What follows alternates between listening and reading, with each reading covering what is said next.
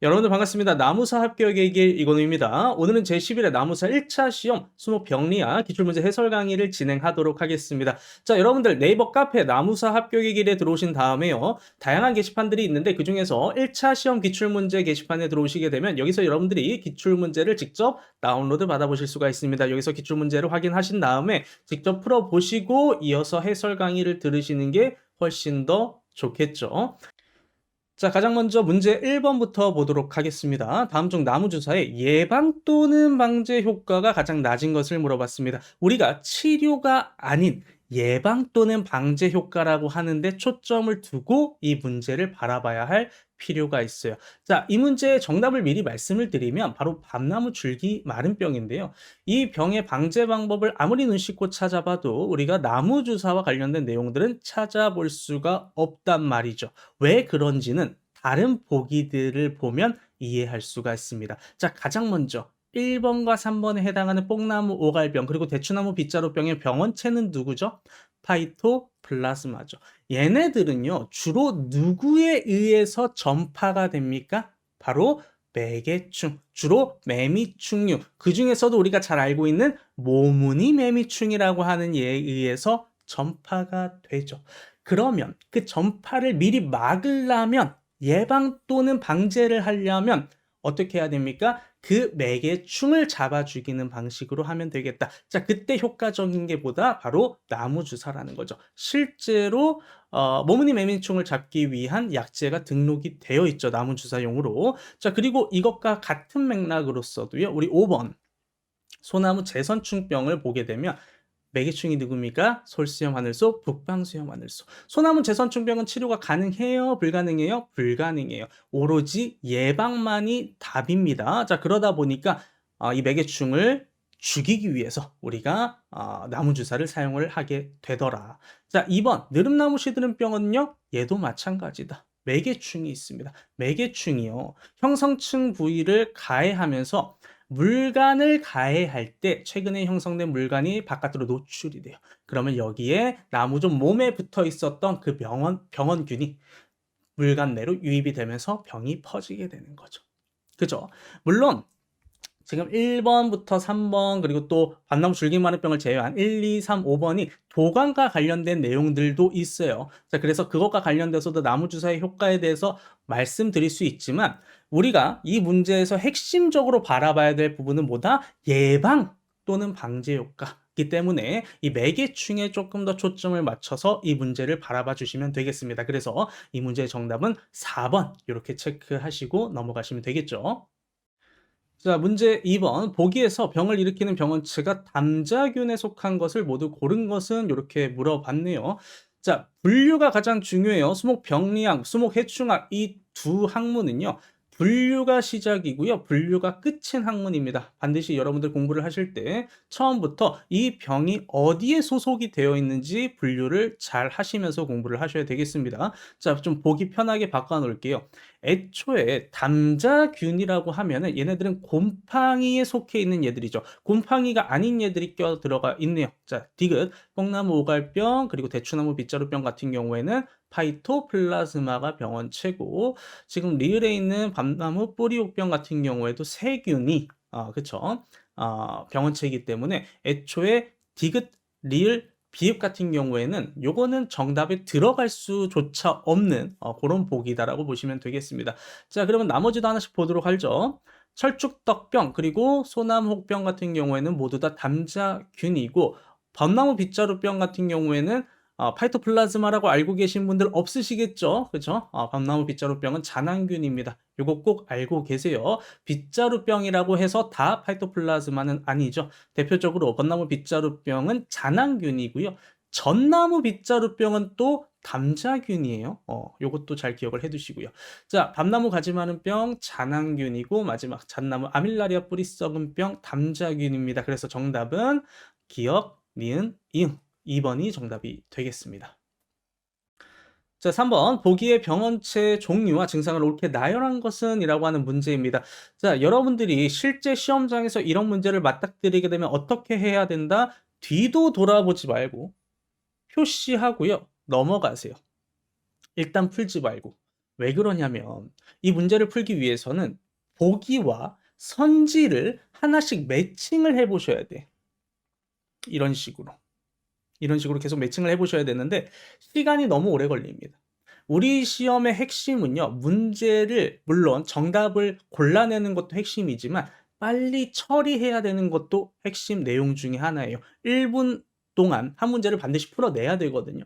그렇기 때문에 이렇게 시간이 오래 걸릴 것 같은 문제는 일단 넘어가시는 연습도 하셔야 됩니다. 괜히 이거 붙잡고 있다가 뒤에 있는 문제 그냥 내가 쉽게 풀 수 있는 생 문제들 두세 개 그냥 날아가 버립니다. 자, 그렇기 때문에 이런 문제들은 실제 시험장에서는 체크하시고 넘어가시고요. 끝까지 다 풀고 나서 내가 시간이 좀 있네, 여유가 있네, 다시 와서 체크한 문제를 풀어보는 거죠. 되셨죠? 자, 이 문제 일단 같이 한번 풀어보기 전에 좀 정리를 하면 이렇게 정리를 해볼게요. 자, 1번 혹이네요. 혹은 곰팡이, 바이러스, 세균, 선충, 기생식물에 의해서 발생을 할 수가 있는데 지금 보면 혹에 요거 파이토플라즈마 리을이 껴있어요. 그쵸? 근데 파이토플라즈마 같은 경우에는 혹을 유발하는 병원체는 아니기 때문에 1번은 틀린 보기가 되겠고요. 전문의 같은 경우에는 곰팡이, 바이러스, 세균에 의해서 발생을 할 수 있는데 지금 보면 기역, 니은, 디귿에 잘 이렇게 정리가 되어 있네요. 자, 그래서 정답은 전문이다.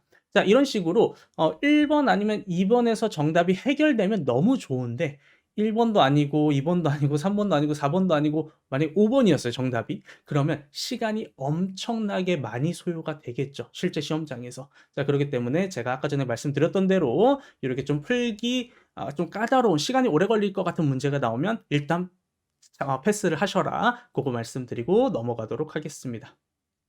4번 문제 보도록 하겠습니다. 수목병 및 병원체 진단에 관한 설명으로 옳지 않은 것을 물어봤어요.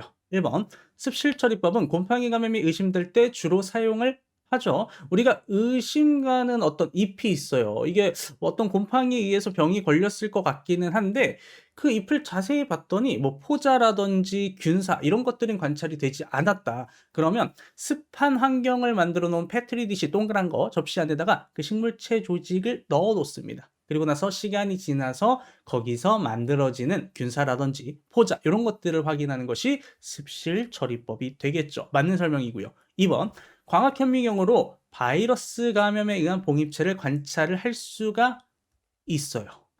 여기서 여러분들이 주의하셔야 될 건 바이러스는 아주 작기 때문에 광학현미경으로 볼 수는 없지만 이 바이러스가 증식하면서 기주세포 안에 어떤 구조체를 이렇게 형성을 해 놓거든요. 요게 봉입체예요. 어떤 바이러스로 인해 기주세포 안에 만들어진 구조체, 요걸 봉입체라고 하는데 요거는 크기가 좀 크기 때문에 광학현미경으로도 관찰을 할 수가 있습니다. 자, 3번. 곰팡이에 의한 병 중에서도 코웨이 원칙을 적용할 수 없는 경우가 있죠. 대표적으로 뭐가 있습니까? 녹병균, 그리고 흰가루병균 같은 경우에는 적용을 할 수가 없죠. 4번. 면역학적 진단을 하려면 대상 병원체에 대한 항혈청을 가지고 있어야만 합니다.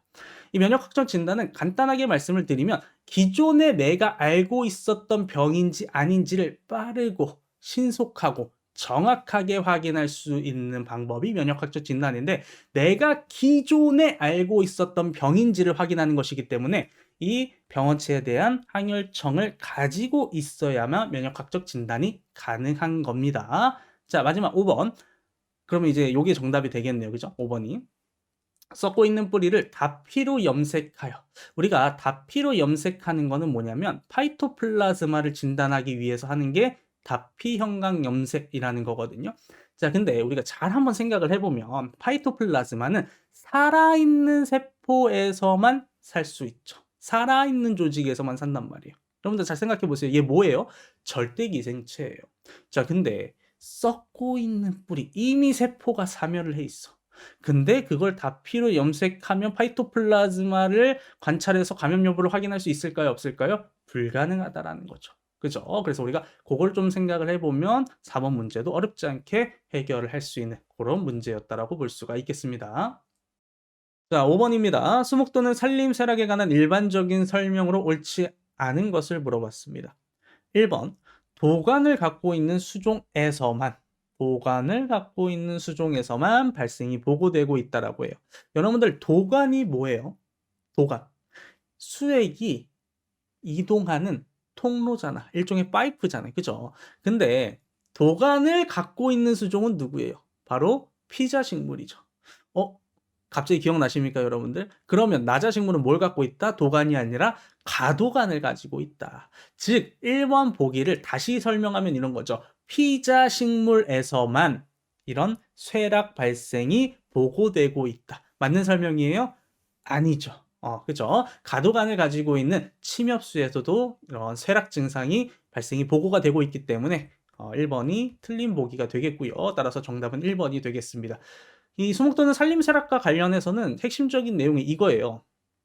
특별한 원인이 알려지지 않은 채로 활력이 점점 떨어지는, 그리고 집단으로 고사하는 현상이 일어나는 이런 것들을 우리가 산림의 쇠락으로 보고 있습니다. 자, 그래서 성숙림 또는 성숙목에서 광범위하게 나타나는 게 특징이고요. 비생물적 요인으로 시작을 해서 생물적 요인인 2차 요인까지 이어지는 것이 바로 이 쇠락의 특징이라고 볼 수가 있겠습니다. 자, 문제 6번입니다. 다음 버섯과 관련된 설명으로 옳지 않은 것을 물어봤어요. 저는 이 버섯이 갈색 부우균입니다. 이 버섯이 백색 부우균입니다. 요거를 설명드리려고 하는 건 아니고요. 이 문제 6번과 같은 내용들을 어떻게 풀어 가셔야 되는지를 설명드릴 거예요. 자, 봅시다. 1번 보기를 보니까 기역과 니은 얘네들은 모두 목재 부우균이라고 하네 하고 나머지 보기들을 한번 쭉 보는 거예요. 스펀지처럼 부서져. 금이 가면서 쪼개져. 리그닌을 분해하지만 또 누구는 리그닌을 분해할 수 없어. 이거 딱 봐도 뭐에 대한 내용이에요?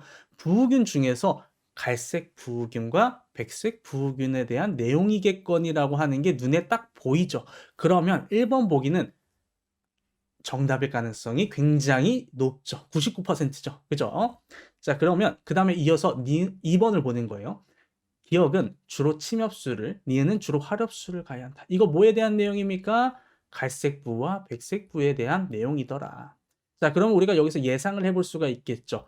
이 기역의 말굽잣나비버섯은 갈색부균, 말똥진흙버섯은 백색부균의 가능성이 높겠죠. 그리고 나서 다른 보기도 이어서 보는 거예요. 3번. 니은의 피해가 심해지면 목질부가 스펀지처럼 쉽게 부서진다. 흰색이 스펀지처럼 쉽게 부서지는 거 뭐예요? 백색부. 4번. 네모 모양으로 금이 가면서 쪼개진다. 금이 가면서 쪼개지는 거는 갈색부의 전형적인 피해 증상이에요. 그럼 여기서 우리가 딱 알 수 있는 거 있죠. 기역에 해당하는 얘는 갈색부균, 니은은 백색부균이 맞구나. 자, 그리고 5번을 보면 기역은 리그닌을 완전히 분해하지만 이라고 써 있어요. 하지만 갈색부는 여러분들 아시겠지만 리그닌을 잘 분해하지 못하죠. 리그닌을 잘 분해하는 것은 백색부균이 되겠습니다. 따라서 정답은 몇 번? 5번이 정답이 되겠죠. 그래서 여기서 말씀을 드리고 싶은 거는 내가 얘가 부우균인 거는 대략 알겠는데 갈색 부우균인지 백색 부우균인지 잘 모르겠다. 이럴 때는 나머지 보기들의 힌트를 얻어가면서 이렇게 풀어갈 수도 있다라는 겁니다. 자, 여기까지 6번에 해당하는 내용이었고요. 자, 7번입니다. 밤나무에 발생하는 줄기 마른 병과 가지 마른 병. 이 두 병은요, 각각 두 개의 병원균에 의해 발생하는 다른 병인데, 이 친구들의 공통적인 특징이라고 한다면, 무성세대로는 분생포자각을, 유성세대로는 잔황각을 형성한다라고 하는 특징이 있어요. 그래서 3번에 보게 되면, 기역균은 감염 부위에 분생포자각을 만들지만, 니은균은 분생포자 반을 만든다라고 되어 있습니다. 그러니까 뭐가 틀린 겁니까? 요 부분이 틀린 거죠. 니은균은 분생포자각을 만든다. 기역과 마찬가지로 니은도 분생포자각을 만든다. 이렇게 해야지 옳은 보기가 되겠습니다. 따라서 틀린 보기 3번 체크하고 넘어가도록 하죠.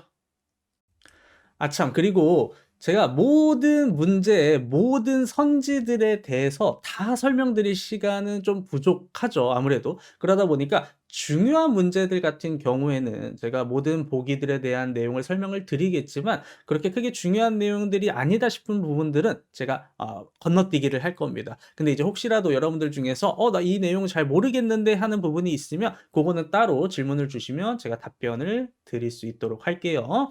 자, 8번 보도록 하겠습니다. 병든 가지를 접수로 사용하였을 때 접목부를 통하여 전염되는 병이 아닌 것은이라고 해서 이런 문제가 나왔는데 지금 보시면 접수라고 하는 표현이 나와요. 여러분들 접목이라고 하는 거 아시나요? 접붙이기라고도 하죠. 다른 식물체 조직 요 두 개를 붙이는 거, 이어 붙이는 거 이걸 우리가 접목이라고 하는 거고요. 거기서 붙여지는 얘를 접수라고 부르고 있습니다.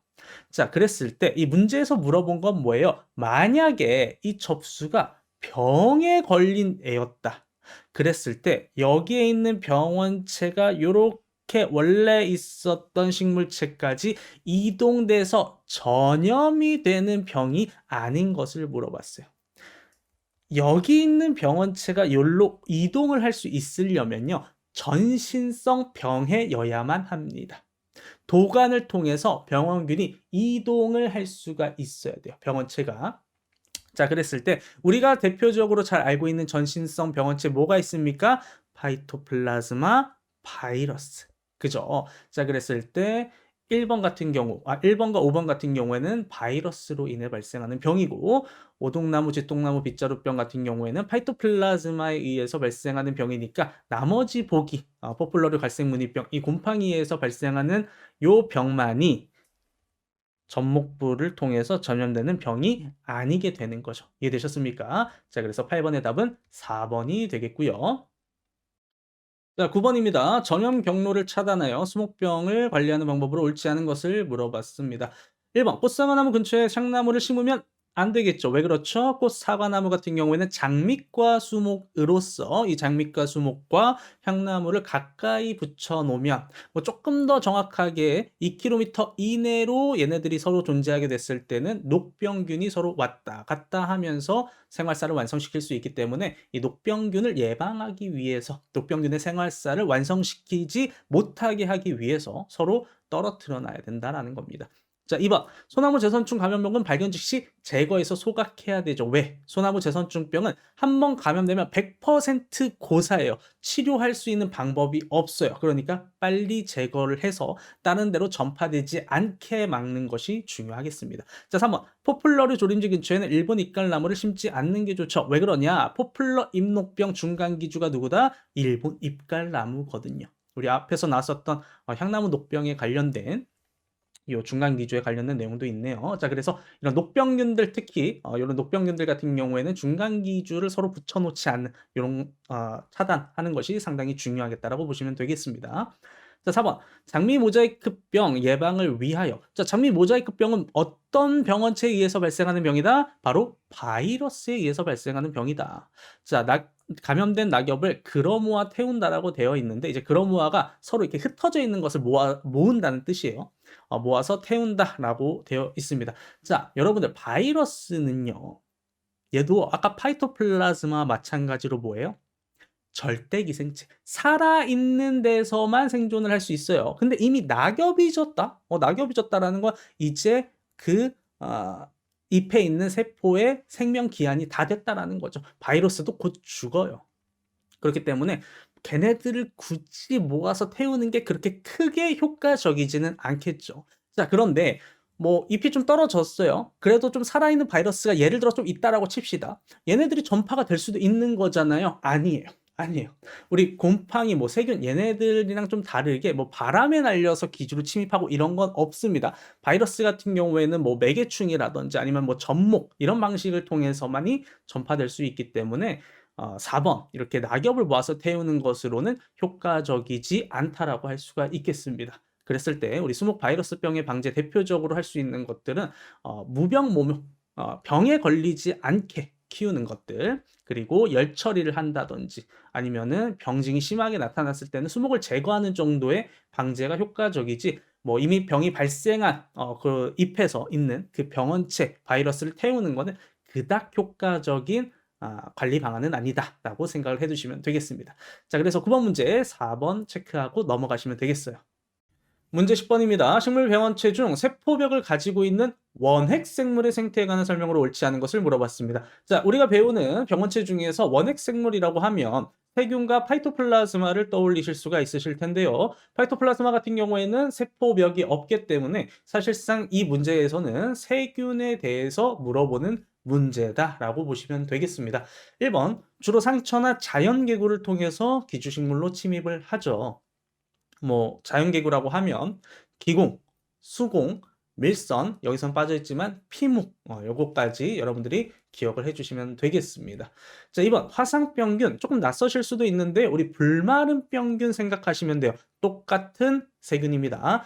자, 화상병균 같은 경우에 우리 불마른 병 같은 경우에는 어디서 발생을 하는 병이죠? 지상부에서 발생을 하는 병이죠. 뭐 잎, 꽃, 가지 이런 데서 발생을 하는 병이다 보니까 토양 속에서는 기주식물 없으면 급격히 그 수가 감소를 해요. 하지만 뿌리옥병균 같은 경우에는 기주식물 없이도 토양 속에서 오래 살 수 있는 특징을 가지고 있습니다. 같은 세균이라고 할지라도 어떤 세균이냐에 따라서 이러한 생활사, 생태가 좀 달라질 수 있다라고 하는 부분 알고 계시면 될 것 같고요. 3번을 보게 되면 기주식물 밖에서도 살 수는 있습니다.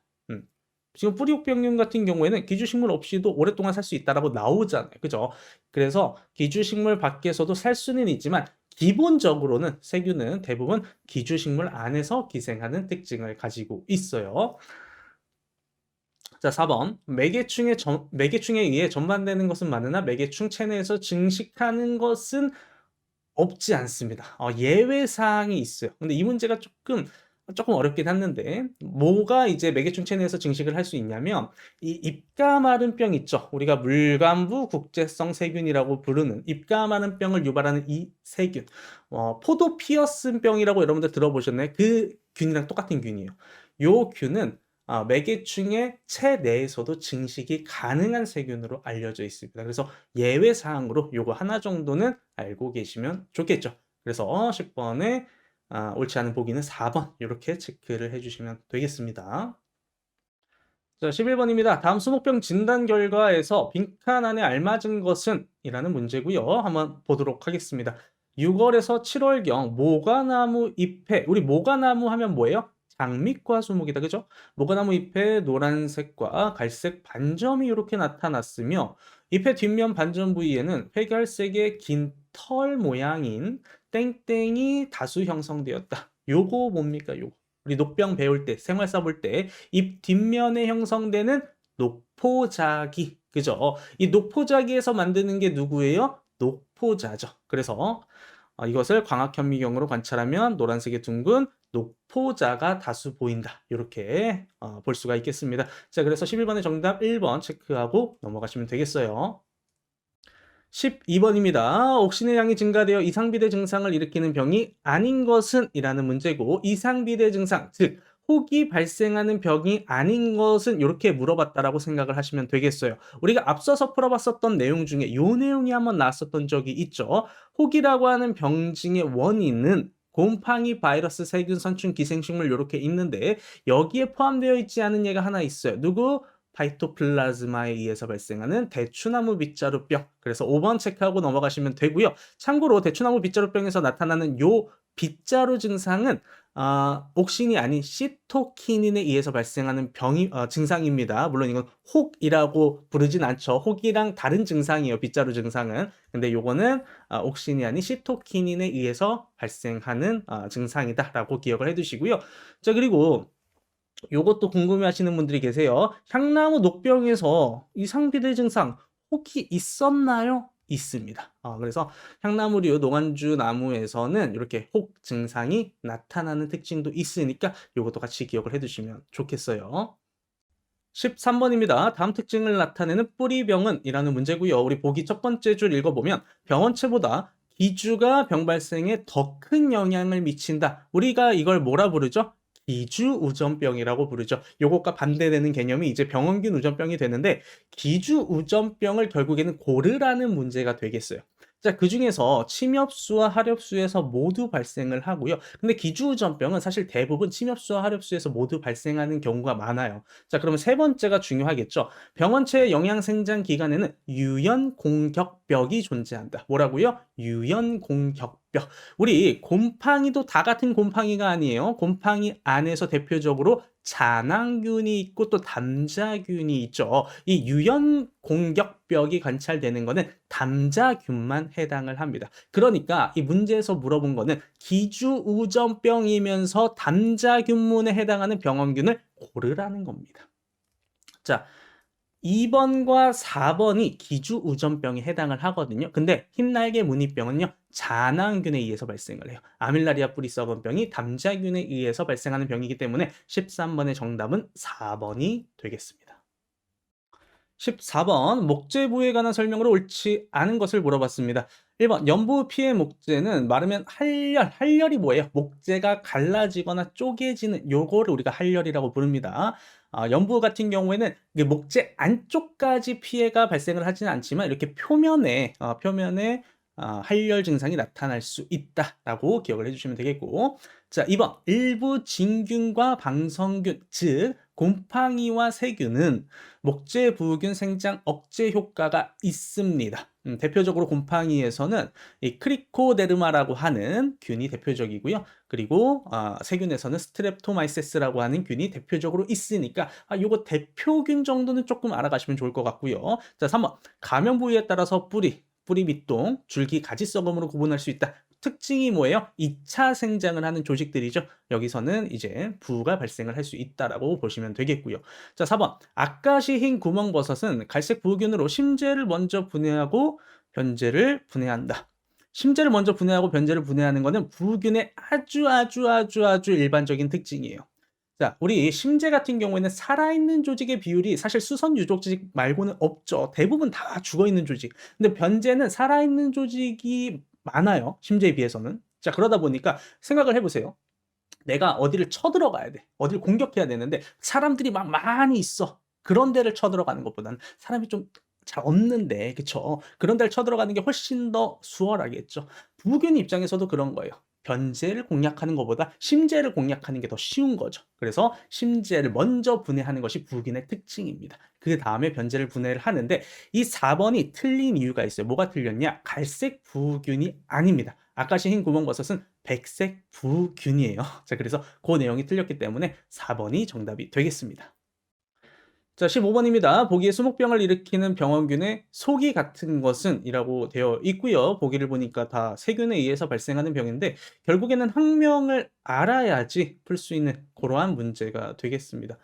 참고로 요 포도나무 피어스병, 입가마른병 요 똑같은 세균에 의해서 발생하는 병이에요. 자, 그래서 그거 참고로 좀 알아주시고 평소에 여러분들이 공부를 하실 때 요런 학명도 같이 좀 눈에 익혀 두시면 좋습니다. 요거를 꼭 굳이 막 암기해라, 외워라 그런 것보다도 그냥 계속 보면서 눈에 편안하게 익혀 놓으시면 어느 정도 좀 감이 생기시지 않을까 생각이 되고, 아무튼 결과적으로 감귤 궤양병 그리고 세균 구멍병 요게 이제 같은 속에 해당하는 세균에 의해서 발생하는 병이기 때문에 정답이 이제 2번이 되고요.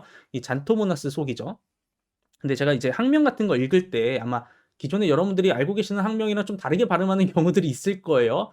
이거 크산토모나스라고 읽어야 되는데, 그죠? 근데 요즘 미국에서도 그냥 그 라틴 발음식으로 안 하고 그냥 영어 발음식으로 읽는 경우들도 많아요. 그 교수님들도 보면은 그냥 뭐 잔토모나스 이렇게 읽는 경우도 많고 하기 때문에 제가 조금 이제 정석적인 그런 학명 이런 발음이 아니어도 좀 이해를 해 주십시오. 그래서 이렇게 잔토모나스 기억 미음 정답 2번으로 체크하고 넘어가도록 하겠습니다. 자, 16번입니다. 수목병의 방제법에 관한 설명으로 옳지 않은 것을 물어봤습니다. 보기 4번을 보니까 선충제 수간살포로 소나무 재선충병을 방지한다라고 되어 있어요. 우리 소나무 재선충병이 어떻게 소나무 안으로 침입을 합니까? 이렇게 소나무가 있을 때 솔수염, 하늘소, 북방수염, 하늘소와 같은 매개충들이 이제 성충이 돼서 후식 피해를 하면 거기에 상처가 생기잖아요.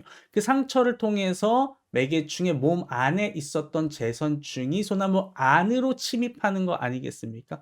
그죠? 자, 그러면 수간살포로 바깥에다가 아무리 약을 쳐봐도 효과가 있다 없다? 없다. 살선충제를 수간살포에서는 효과가 없겠죠. 그럼 뭐가 효과가 있겠어요? 매개충인 솔수염 하늘소라든지 북방수염 하늘소와 같은 이런 매개충을 없애기 위해서 살충제를 수간살포하는 거는 효과가 있을 순 있겠지만 살선충제를 수간살포하는 거는 의미가 없다. 그래서 이 살선충제가 효과가 있으려면 수간살포가 아니라 뭘 해야 돼요? 나무 주사와 같은 방법을 택해야 되겠죠. 자, 그래서 옳지 않은 것은 4번 이렇게 체크를 하도록 하겠습니다. 자, 17번 수목병원체가 기주로 침입하는 방법에 관한 설명으로 옳지 않은 것을 물어봤습니다. 1번 바이러스는 선충에 의해 침입할 수 있죠. 구침이 있는 얘들이라면 바이러스를 옮길 수가 있습니다. 대표적으로 곤충에서는 뭐 진딧물이 있고요. 또 선충, 여기 문제 나온 선충도 있고 아니면 응애 이런 얘들 다 바이러스를 이제 옮길 수가 있다. 자, 2번 곰팡이와 세균은 자연계구로 침입할 수 있다. 요거 모르시는 분들도 좀 계신 것 같더라고요. 세균은 많이들 아시는데 곰팡이도 자연계구로 침입할 수도 있습니다. 일부 곰팡이는 자연계구를 통해서 침입이 또 가능하다라는 거. 자, 3번 파이토플라즈마는 매개충에 의해 침입할 수 있죠. 대표적으로 이제 매미충에 해당하는 갑자기 기억이 모무니 매미충 그죠? 갑자기 이름이 기억이 안 나는데 마른 무늬 매미충이라고도 하죠. 보통 요거에 의해서 이제 침입을 하게 됩니다. 자, 4번 곰팡이는 수목세포 내부로 직접 침입할 수 있죠. 그렇죠. 직접적인 침입이 가능합니다. 어떻게 해서 직접적인 침입이 가능한 거죠? 부착기, 흡기가 곰팡이에는 존재하기 때문에. 하지만 세균은 이렇게 수목을 직접 침입할 수 있는 구조체가 존재하지 않기 때문에 옳지 않은 설명은 5번 체크하고 넘어가시면 되겠습니다. 자, 18번 다음 특징을 지닌 병원체가 일으키는 수목병에 관한 설명으로 옳지 않은 것은 물리학적으로 몰리큐트강에 속한다 하면 그냥 파이토플라즈마 생각하시면 돼요. 뭐 스피로플라즈마 뭐 이런 것들도 있는데 뭐 수목에서는 그렇게 크게 중요한 건 아니니까 파이토플라즈마 생각하시면 되고. 자, 1번 보니까 매미충에 의해 주로 전반된다. 오늘 자주 나오네요. 그렇죠? 모무니 매미충, 이 매미충에 의해서 주로 전반되는 게 맞습니다. 자, 2번 항생제 연면살포와 토양 간주는 방지 효과를 보기가 어렵습니다. 그래서 수간 주입을 하면 남은 주사를 하면 효과가 있지만 연면주사, 토양살포는 효과가 없다. 사실상 없다라고 보시면 되겠고요. 3번 형광염색소를 이용한 형광현미경법 대표적으로 뭐가 있었다? 다피 형광염색이 있었죠. 이것도 이제 파이토플라즈마 진단을 할 때 사용을 하고. 자, 4번 매개충은 병원체를 최초로 획득한 후, 그러니까 병든 식물에서 지백을 빨아먹을 때 그 파이토플라즈마가 몸 안에 들어오게 되면 바로 기주수목에 바로 전반시킬 수 있다. 내가 요거 병든 파이토플라즈마에 의해서 병든 식물체에서 지백을 빨아먹었어요. 그리고 나서 한 몇 분 뒤에 다른 식물체 가서 또 쪽 빨아먹었어. 그러면 그 파이토플라즈마가 전달이 될 수 있느냐? 안 됩니다. 그렇게 바로 되지는 않아요. 왜냐하면 기본적으로 잠복기라는 게 있습니다. 매개충의 체내로 들어왔을 때 일정 기간 잠복기를 지나야지만이 새로 이제 건전 식물체를 흡집할 때 이 파이토플라즈마가 전파가 될 수 있다. 이렇게 기억을 해주시면 되겠어요. 그래서 옳지 않은 거 4번 체크하고 넘어가도록 하겠습니다. 자, 19번입니다. 병원성 곰팡이의 특징으로 옳은 것을 물어봤네요. 1번 보니까 상처를 통해서 침입할 수 없다라고 되어 있지만 상처를 통해서 상당히 쉽게 잘 침입할 수가 있죠. 따라서 1번 틀린 설명이고요.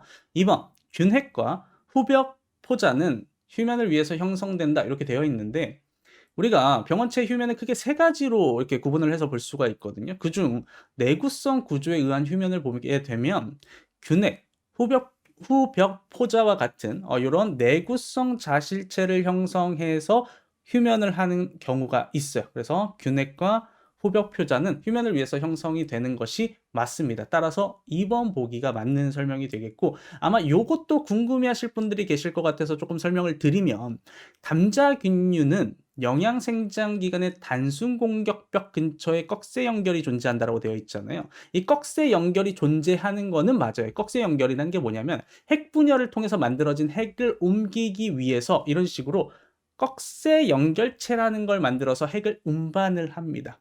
근데 요 내용은 맞는 설명인데 요게 틀렸어요. 단순 공격벽이 아니죠. 담자균문에서 관찰되는 거는 유연 공격벽 입니다. 자, 그렇기 때문에 요 부분이 틀렸다라고 보시면 되겠어요. 20번 보기에서 같은 종류의 잔황과를 형성하는 수목병만을 고른 것은 이라고 하는 문제인데 잔황과가 뭐죠, 여러분들? 잔황구, 뭐 잔황각, 잔황반 요런 잔황균문에 해당하는 병원균이 만들어내는 유성세대의 잔황 형성 기관들이죠. 제가 요거 이제 항상 강조드리는데 2차 시험을 위해서라도 이 유성세대에서 만들어내는 이 잔황 형성 기관 이 잔황과는 조금 암기를 해 두셔라. 그래서 이렇게 딱 정리를 해 보니까 뭐가 겹치나요? 잔황반을 만드는 입떨림병, 리지나 뿌리 썩은 병, 타르 전문이병이 겹치게 되네요. 그래서 3번 기역, 리을, 미음이 있는 3번이 정답이 되겠습니다. 21번 이어서 보도록 하겠습니다. 적절한 풀베기로 병 발생 또는 피해 확산을 감소시킬 수 있는 수목병만을 나열한 것은 이라는 문제고요. 우리가 보기를 한번 쭉 보니까 어때요? 녹병과 관련되어 있는 보기들이 쭉 나왔어요. 자, 참고로 전나무 빗자루병도 녹병균에 의해서 발생하는 병입니다. 자, 그리고 회화나무 녹병, 5번 보기에 있는 회화나무 녹병을 제외하고는 모든 녹병이 지금 다 중간 기주가 있는 상황이에요. 자, 이쯤에서 여러분들이 조금 눈치를 채셨어야 되는데, 즉 풀베기를 통해서 없앨 수 있는 중간 기주를 갖는 그런 녹병들을 찾으라는 이야기죠. 그죠? 자, 그래서 전나무 잎녹병 같은 경우에는 중간 기주가 뱀고사리. 얘네들은 우리가 풀베기를 통해서 충분히 제거가 가능한 초본 식물이란 말입니다. 자, 그리고 전나무 빗자루병도 잘 알려지지는 않았지만 점나도 나물이라고 하는 중간 기주가 있고요. 자, 잣나무 털록병 같은 경우에는 두 종이 있어요. 송이풀하고 까치밥나무. 근데 까치밥나무를 우리가 풀베기를 없앨 수 있는 건 아니니까 아무튼 여기서는 이제 메인이 송이풀이 되겠죠. 우리나라 같은 경우에는 송이풀이 주 중간 기주기도 하고요. 그래서 요 얘네들을 풀베기를 통해서 제거를 하면 생활 연결고리를 끊을 수 있으니까 생활사 연결고리를 끊을 수 있으니까 피해 확산이 분명히 감소될 겁니다. 자, 그중에서 얘네들로만 나열된 거는 정답 몇 번이겠습니까? 3번 전나무 빗자루병과 전나무 잎녹병 이렇게 3번 체크하시고 넘어가시면 되겠죠. 자, 22번 뿌리옥선충에 관한 설명으로 옳지 않은 것은 요거 정답이 이제 5번이거든요. 4차 탈피를 맞추고 성충이 되면 요렇게 변합니다. 왼쪽에 있는 게 수컷 성충이고요. 오른쪽에 있는 게 암컷 성충이에요. 형태가 매우 다르죠. 생활사도 크게 달라지는데요. 암컷은 이렇게 구형의 둥글둥글한 형태로 바뀌면서 그냥 식물의 그 기주의 뿌리 속에 남아서 알을 산란을 하고요. 수컷 같은 경우에는 뿌리를 나옵니다. 탈출을 해서 자유 생활을 하기 시작해요. 뭐 교미도 하고. 자, 그래서 이렇게 암수의 형태가 유사해지는 것이 아니라 누가 봐도 딱 봐도 달라진 형태를 갖게 된다라고 보시면 되겠습니다. 23번 셀코스포라 속 또는 슈도셀코스포라 속이 일으키는 수목병에 관한 설명으로 옳지 않은 것을 물어봤는데 요건 그냥 참고로 알아두세요. 앞에 슈도가 붙으면 무슨 뜻이냐면 약간 가짜의 뭐 비슷한 이런 느낌이거든요. 그러니까 셀코스포라는 아닌데 셀코스포라와 비슷한 요런 느낌이라고 보시면 될 것 같습니다. 자, 얘네들이 일으키는 수목병에 관한 설명으로 옳지 않은 거 이렇게 쭉쭉쭉 있는데 5번에 보면 무궁화 전문이병이 심하게 발생하면 수세는 약해지나 개화에는 영향이 없다라고 되어 있잖아요. 무궁화 전문이병이 발생하면 일단 조기 낙엽이 발생을 하고요. 여기서 피해가 더 심해지면 수세가 쇠약해지고 개화도 제대로 되지 않는 개화에도 분명히 영향이 있습니다. 그래서 이제 정답이 5번이 되게 되는데 여기서 핵심은 제가 말씀드리지만 반드시 선지도 같이 보셔야 된다. 다음 시험에서는 어떻게 나올 수가 있냐면요. 소나무 잎마름병은 주로 묘목이 아니라 성목 뭐 이런 식으로 바꿔서 낼 수 있단 말이에요. 여기서 한 단어 하나만 싹 바꿔서 낼 수가 있어요. 뭐 분생포자가 아니라 뭐 잔황포자 아니면은 뭐 잔황각이 아니라 잔황반 이런 것들 단어 바꿔서 다시 시험에 출제가 될 수 있기 때문에 반드시 공부하실 때는 다른 선지 보기들도 꼭 함께 공부를 하셔라 말씀드리고 다음 문제 넘어가도록 하겠습니다. 자, 24번 소나무류 병명과 병원체 속의 연결이 옳지 않은 것은 결국에 이 문제도 우리가 학명을 알고 있어야지만 풀 수 있는 그러한 문제다라고 보시면 되겠습니다. 자, 3번의 피부까지 마늘병 같은 경우에는 캐난지움이라고 하는 뭐 세난지움, 캐난지움 요게 이제 병원균의 속이 되기 때문에 3번이 틀린 보기가 되겠고 디플로디아 같은 경우에는 소나무 가지금 마른병의 병원균 속이 되겠습니다. 물론 지금은 이제 스페롭시스로 요걸로 이제 바뀌어 가지고 쓰이는데 지금 현재 뭐 약간 병행해서 둘 다 쓰이는 것 같습니다. 그래서 소나무 가지끝마름병 같은 경우에는 스페이롭시스와 디플로디아를 같이 꼭 알아두시기를 바랍니다. 자 그래서 요거는 정답이 3 번이 되겠고 중요 병에 뭐 중요 해충들 같은 경우에는 학명을 암기해 주는 게 가장 좋고 뭐 그렇지 않다라고 해도 자주 보면서 이게 좀 눈에 익숙해지게 만들어 놓는 거 굉장히 중요하니까 꼭 알고 넘어가도록 합시다. 자 25번 마지막 문제입니다. "삼나무 아래까지의 잎이 회백색으로 변하고 검은 점들이 발견되었다."라고 해요. 자 그래서 우리가 그걸 가져다가 광학 현미경으로 관찰을 조금 해 보니까 이 부분에서 "아래 병원체를 관찰하였다." 이 친구 누굽니까? 페스탈로티옵시스의 분생포자잖아요. 그죠? 자 그러다 보니까 '아마도 삼나무에서 발생한 건 삼나무 잎마름병이겠구나.'라는 걸 우리가 생각을 해볼 수가 있겠습니다. 자 그러면 이걸 토대로 보기를 하나씩 보도록 하죠. 1 번 병원체 무성세대 포자이다. 자 페스탈로티옵시스의 분생포자라고 제가 말씀드렸습니다. 분생포자는 무성세대 포자죠. 1번 맞는 보기고 2번 병원체 유성세대 포자는 잔황포자이다. 물론 요게 저는 좀 애매하다고 생각하긴 하는데 왜 그러냐면 얘는 아직 유성세대가 사실 밝혀져 있는 건 아니에요. 그래서 우리가 이거를 불완전균류로 분류를 하고 있잖아요. 물론 유성세대의 포자 같은 경우에는 잔황포자를 만들기는 할 겁니다. 아직 정확하게 동정이 되지 않아서 그렇지. 그래서 2 번도 뭐 엄연히 따지고 보면 뭐 틀린 설명은 아니다. 맞는 설명이다.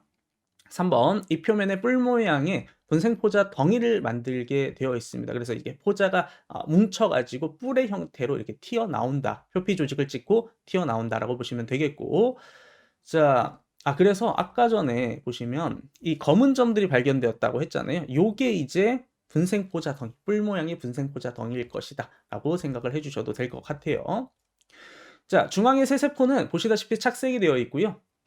양쪽의 세포는 무색이며 부속사를 가지고 있죠. 요거에 따라서 특징에 따라 이제 분류를 할 수 있는 것이 바로 페스탈로티옵시스고 5 번이 참 쉬워요. 사실 이 문제는 좀 어려운 것 같지만 엄청 쉬운 문제였습니다. 분류학적 위치는 셉토리아 속이 아니죠. 페스탈로티옵시스 속이 맞겠습니다. 그래서 5 번이 틀린 보기가 되고 이렇게 5 번으로 체크하고 끝내 주시면 되겠죠.